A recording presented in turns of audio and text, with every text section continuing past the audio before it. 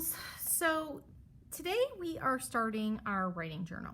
Okay, and so your journal looks like this. It has your number and your name. Okay, and what I want you to do is look at it and make sure that the binding is on the left and then the page opening is on the right.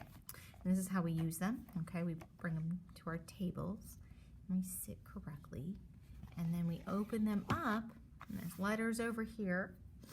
And then there's a bunch of pages, and so I already wrote on that. So I'm going to show you what the pages look like. They have the spot for your picture and then spot for your words. And if you can kind of look at this, when we're writing, we start on the left and move our way to the right. And we write our letters. We start at the top and come all the way down. We sit on the red ground, okay? And we use that middle line to help form our letters better, okay? And so that's important for you to see.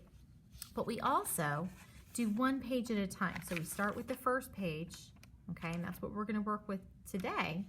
And then the next time we use our journals, which will be next week, you need to go to the very next page. You wouldn't grab chunks of paper and just flip through the middle and just write anywhere, okay? You need to flip to the next page and write it there. Okay, and so we're going to write about our weekend. And so part of this activity is speaking and listening, and you're kind of missing out on that because we get to hear about all the great places that our friends go on the weekend, and we practice our listening skills, listening to them and sitting still and listening with manners. And then when we're done, we actually take that and use that as a visualization to help draw our pictures and then write our words of what we did over the weekend.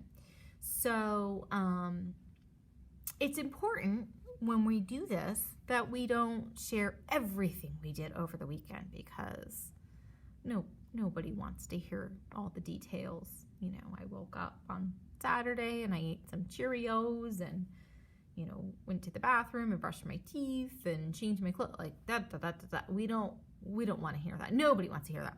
So you have to think of the big events. Usually we do one big thing a day, and some people are lucky and they do a couple of things. So it might be a birthday party you went to, or it might be a special trip to a special park that you went to. So you have to kind of think back and use your memory skills. What did I do on Saturday? And then that'll help you figure it out. And so I always just kind of back up to the weekend. All right, what did I do? Well, I did 3 things over the weekend, and so I had to pick one of them to share. Okay, so I'm going to tell you the 3 things that I did over the weekend, and I'm going to explain why I picked this one to share with you. Okay, so Saturday, I went out on the boat with my family. Sunday, Chloe had a play date, and so Mr. Albertson and I went on a date. We had a little time with each other. And then on Sunday, we were supposed to go see my mom, but it was storming there, and we were supposed to have an outdoor visit to social distance, and we couldn't do that. So we had to change our plans, and we played Frisbee golf instead. And so this is the picture of me playing Frisbee golf. And I picked that because it was my very first time ever playing Frisbee golf. And I was so excited I wanted to share about it. Okay, and so what I did was I took my pencil and I drew me. And I wanted to make sure that my picture of me was very clear. Okay, so I was wearing a baseball cap and a tank top and some shorts and some sneakers. And this is my Frisbee that I used to play Frisbee golf. And we went to a place called Ed Austin Park, and it was so pretty and sunny, and it was grassy, but there were trees everywhere.